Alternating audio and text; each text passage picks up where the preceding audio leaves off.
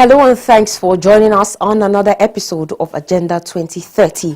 On today's episode, we will once again be giving you insight into the impact of the implementation of the Sustainable Development Goals, popularly known as the SDGs in Nigeria. I am Toyin Nkamiang John. Do stay with us. Welcome back. The National HIV and AIDS and Reproductive Health Survey of 2012 found very low uptake of HIV testing in Nigeria. The lack of HIV care centers, testing sites, and treatment sites presents problems for the Nigerian population. In recent years, sustaining domestic funding for HIV responses has become a priority of donors. Nigeria has also begun developing investment cases for its 6 most affected states to mobilize domestic resources and make state-level responses more effective. The funding of Nigeria's HIV response remains challenging. Funding problems arose in 2016 following an audit of NACA by the Global Fund to fight AIDS, malaria, and tuberculosis. On today's episode, we will be taking you through some federal government strategic response to the prevalence. And to be on track, you can also watch this program and other episodes by subscribing to our YouTube channels on youtube.com/Fresh News TV and youtube.com/Agenda 2030 TV. You can also watch the program live on Facebook. Just log on to www.facebook.com/FreshNewsNG and www.facebook.com/Agenda 2030 TV. Follow us on all our social media platforms at Agenda 2030 TV on Facebook, Twitter, and Instagram. Remember to drop your comments and share with your contacts. Do use the hashtag Agenda 2030 and hashtag Agenda 2030 TV. The Office of the Senior Special Assistant to the President on Sustainable Development Goals, SDGs, is set to partner the National Agency for the Control of AIDS, NACA, to check HIV/AIDS prevalence in the country. The Senior Special Assistant to the President on Sustainable Development Goals, Princess Adejoke Orilokwe Adefulire, disclosed this in Abuja while playing host to the Director General of NACA, Dr. Sani Aliyu, in her office. The report. Princess Adejoke Orilokwe Adefulire noted that HIV and AIDS is a major cause of loss of lives amongst women, youth and children in our society, adding that there is a growing need to take concrete action to ensure that the trend is halted and reversed.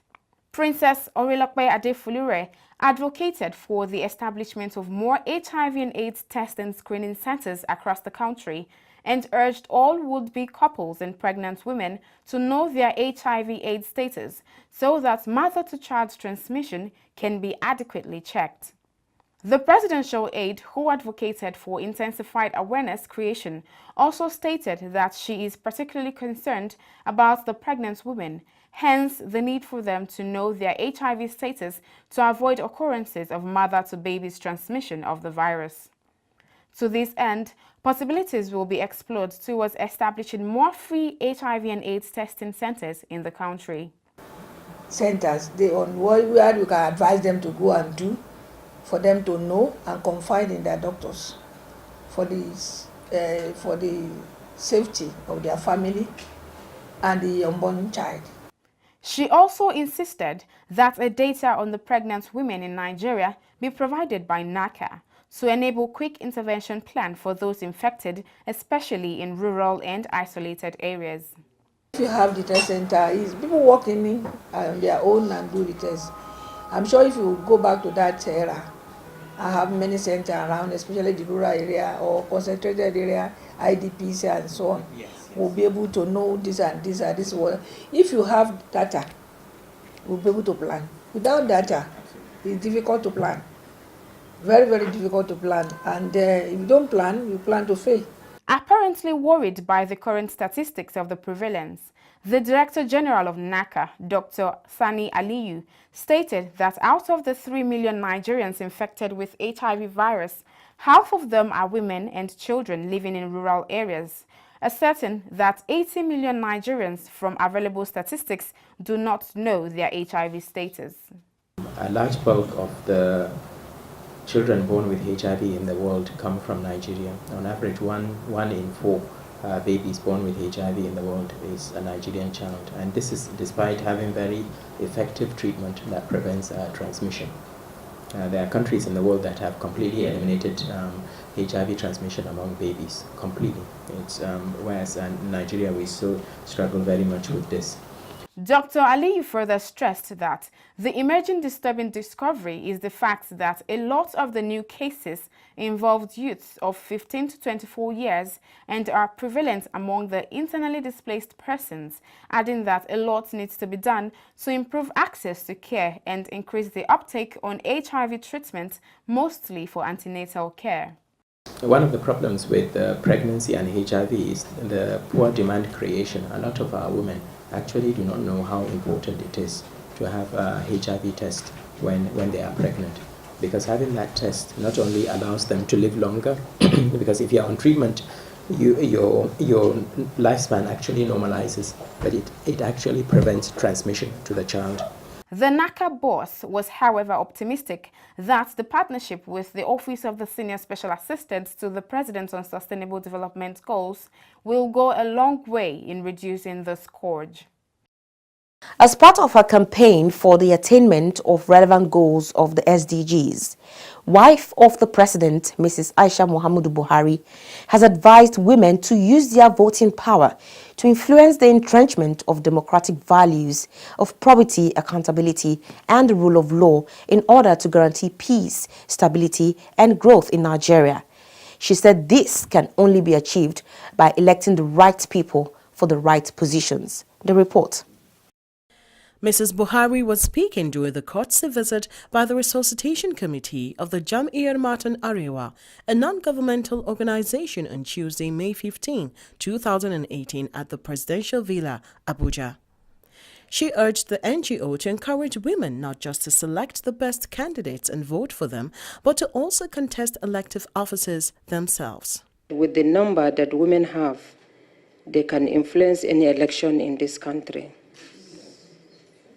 Your organization can encourage them to participate in politics rather than encouraging them to vote. It is high time for us to stand up for the rights of our children.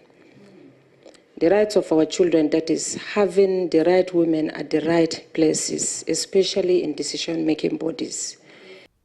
She added that the struggle for gender parity in Nigeria has been a long-standing one with as many shortcomings as there are successes, but we will continue the struggle until we reach a situation where the interests of women are protected and achieved. The wife of the president commended the NGO for thriving for over 50 years, saying she's optimistic that the dreams of the founders of the NGO will come to fruition. Jam'iyyar Matan Arewa is one of the oldest interest groups that protects the interests of northern women, in particular and generally in Nigeria, with a track record of many successes along its path of struggles. I'm also delighted that this NGO is still thriving with such important women running its affairs. I'm optimistic, therefore, that the dreams of the founders of this NGO will come to fruition. The struggle for gender parity in Nigeria has been a long-standing one, with as many shortcomings as there are successes. But we will continue to struggle until we reach a situation that will guarantee that the interests of women are protected and achieved. Earlier, the chairperson of the NGO, Mrs. Aisha Pamela Sadoki, said the NGO has over the years made its mark by supporting the cause of women and made contribution towards addressing societal challenges of street children, drug abuse, school dropouts among girls, and low political participation by women. She said the NGO will continue to be an advocate in these areas. She commended the work Mrs. Buhari is doing for women and children through the Future Assured Program, FAP, promising to support her in this regard. Highlights of the event was decoration of Mrs. Buhari as Grand Patron of the association. We all are aware of the present societal changes such as rape, kidnapping, terrorism, street children, rate of school dropout amongst girls, drug abuse, many other societal ills, unemployment, and low political participation by our women.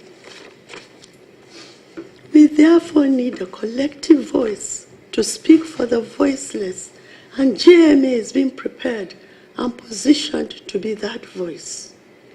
We are therefore happy and willing to support you in all that you do as the mother of the nation and as our grand patron of the Jama'iyya Matan Arewa.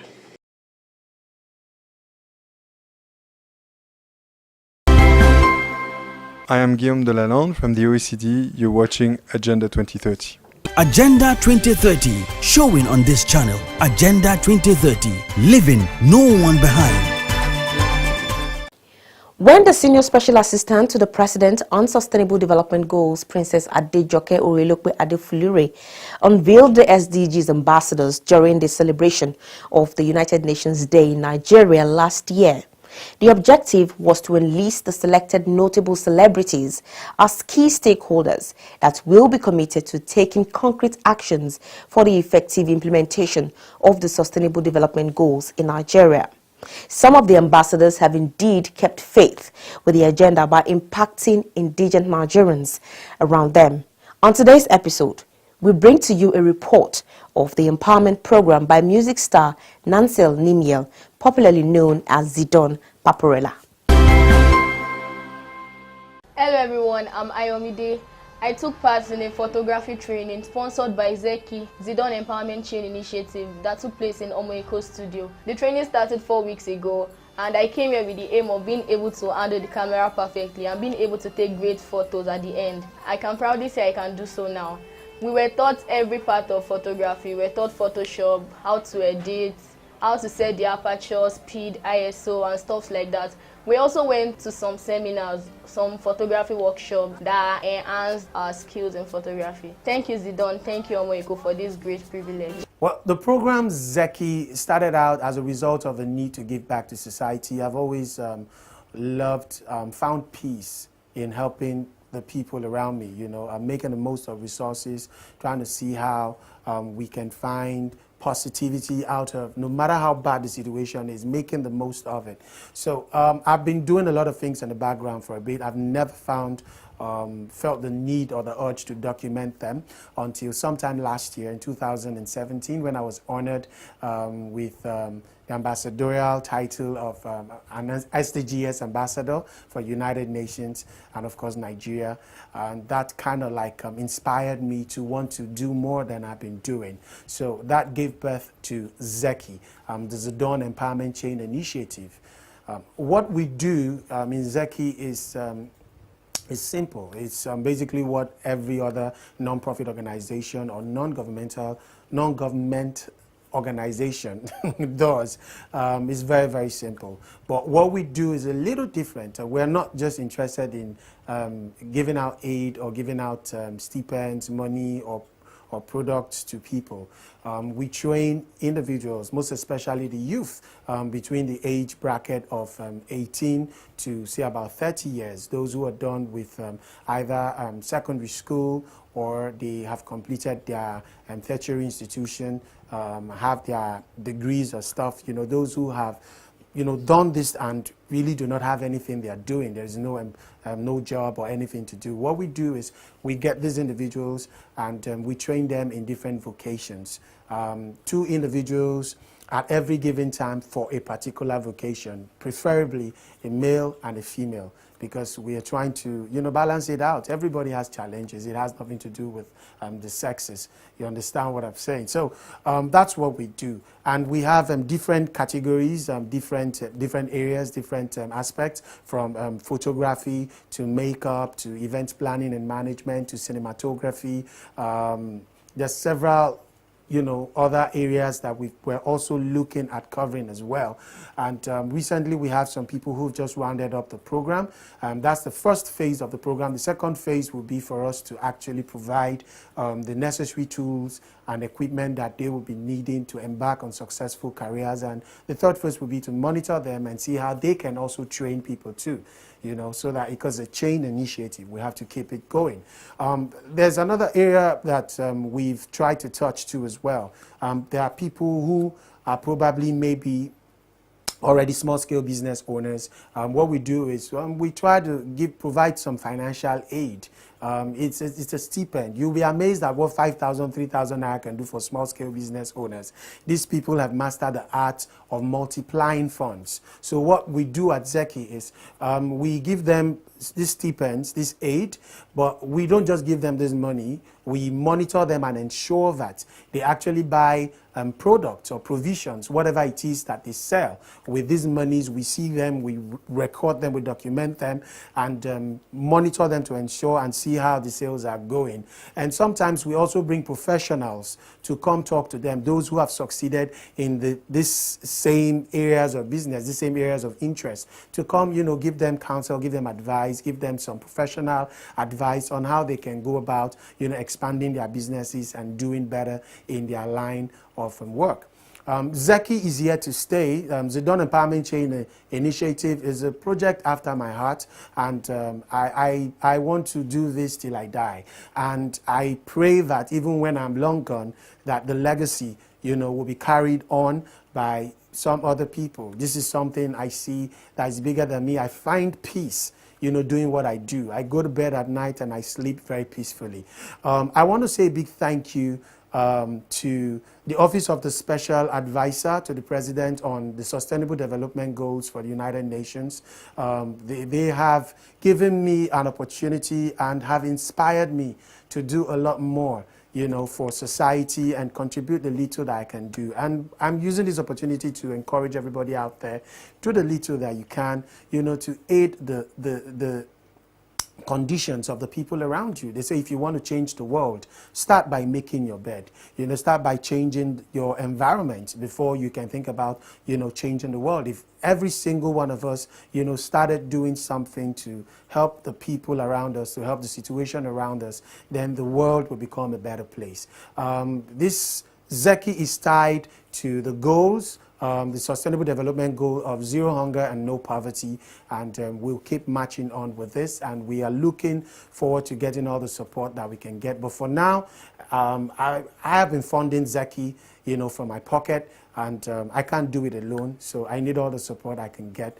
I look forward to getting, you know, calls from people to come, you know, partner us and join in the program. Interested beneficiaries and partners can get in touch with the producers of this program, and they can reach us, and we'll see how we can work together. Thank you very much for your time. Hello everybody, my name is Daniel Isaac. We just completed our photography training, which was put together by Zeki, that's the Dawn Empowerment Chain Initiative, partnering with Omo Eco Studio.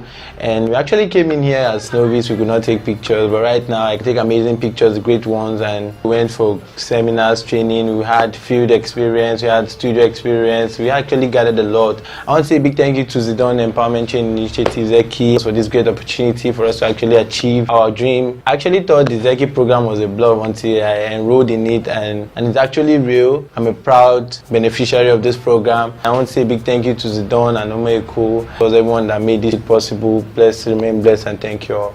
We'll keep marching hand in hand. We'll leave no one behind. One for all and all for one.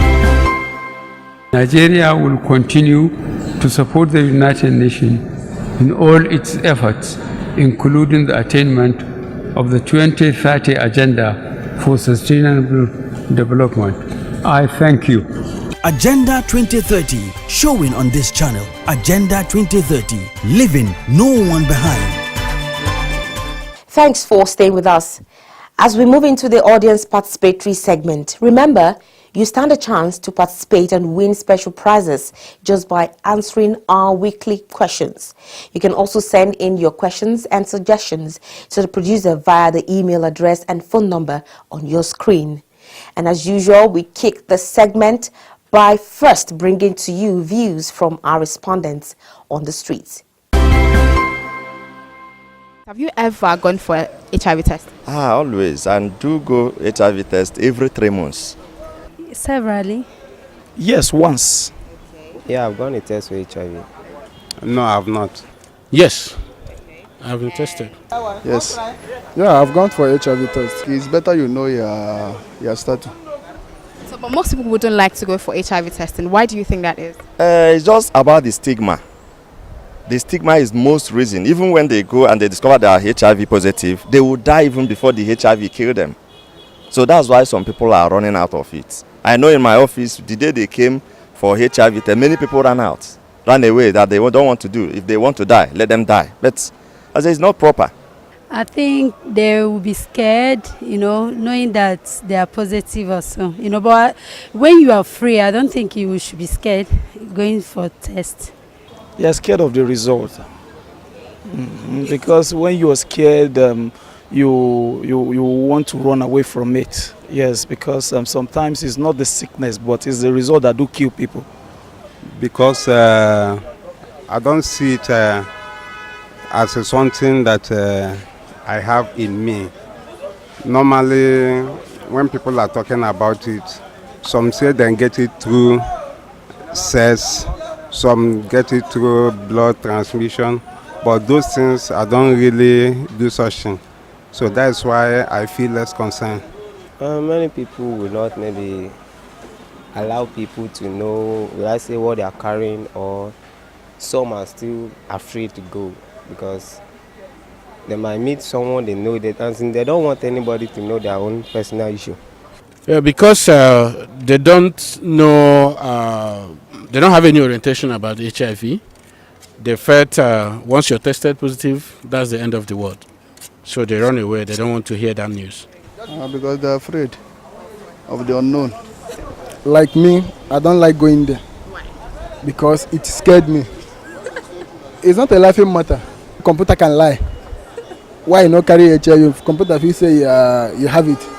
What can be done if somebody tests positive for HIV? Actually, it's better to know your status.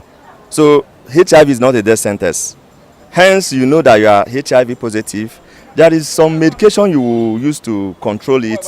You will still live like a normal person. They've actually gotten drugs that will help the carrier to be able to sustain his life. I don't think if any person tests positive, he should open up and start taking the treatment so that it will not lead to death. Just to encourage them, encourage anybody that is test positive, and tell him there's more to life than the sickness. Because HIV is something that can last forever. So it's just to tell them that don't be scared because there's hope. I guess that's the truth. I think so many things can be done, but the work starts with the counselor. The counselor needs to counsel the person very well before going for the test, so that when he or she has his result or see his result, the person will be able to cope with it and carry on with the drugs. What the person has to do is that you have to look for the drugs for it. You can't just give up that like that. But do you know about antiretroviral drugs? Yes, I know about antiretroviral drug. It's a supplement that help keep a patient, and the person needs to follow up regularly. Then you can live your normal life. No. Yeah. Yes, it keeps you for a long time. It makes you to live long, Abby. Yeah, I know about it. Have you ever gone for HIV testing? No. Why? Why haven't you? Nothing do me. I trust myself. Welcome back. Last week we asked, the SDGs is a successor framework to the Millennium Development Goals, true or false? Certainly the answer is true. The SDGs is a successor framework designed by world leaders to complete the unfinished business of the MDGs and help address the lingering issues of giving sustainable development to the citizenry. For our question for the week, the issue of health and well-being are addressed in which of the goals of the SDGs? Do send your answers to the number and email on your screen. Do endeavor to include your name and your phone numbers in your response. Remember, you can always watch this program and other episodes by subscribing to our YouTube channels on youtube.com/Fresh News TV, and youtube.com/Agenda 2030 TV. You can also watch the program live on Facebook. Log on to www.facebook.com/FreshNewsNG and www.facebook.com/Agenda 2030 TV. Follow us on all our social media platforms at Agenda 2030 TV on Facebook, Twitter, and Instagram. Remember to drop your comments and share with your contacts. Do use the hashtag Agenda 2030 and Agenda 2030 TV. And that's our package. Thank you very much for being part of the program. I am Toyin Nkamiang John. We will see you again next week. Until then.